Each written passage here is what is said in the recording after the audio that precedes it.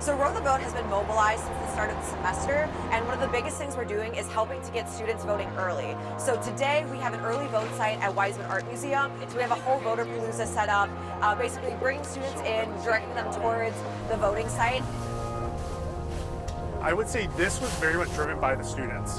The students did advocacy work at the state capitol to really advocate for themselves to make sure that these type of pop-up locations happen.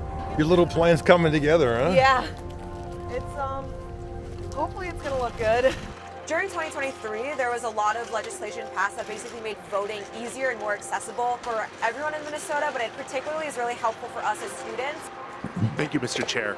Members of the committee, my name is Mike Dean. I'm the Executive Director of Lead MN. I'm here today to urge you to support House File 558 because it'll make voting more accessible for every Minnesotan, but especially for community college students. I really think that Minnesota is a model, and it's a model that other states can really look at. It's kind of this mixture of having policies in place that really tear down barriers, make the process much easier.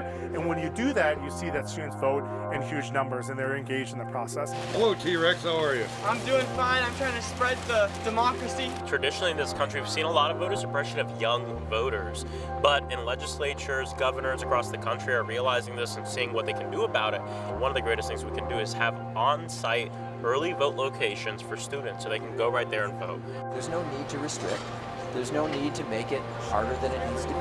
There's no need to make it an obstacle course. People will come, they will turn out, they will respond. I think Minnesota's message has been really simple over the last few years. Students, young people, first-time voters, we've got your back.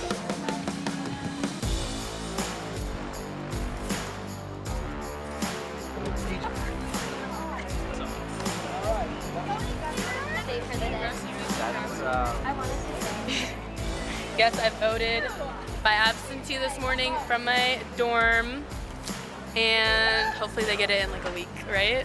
I start with this premise. I'll do this cool looking one. You know for a fact that if you can get a young person to vote that first time that they're eligible, 18, 19, 20, whatever it is, they are far more likely to make it a lifelong habit. Have you voted yet? Yeah, I have actually. Oh my gosh, take a slice of pizza. I think there's a myth out there that young people don't vote because they're lazy, when in fact it's really because of policies that exist that really prevent them from voting.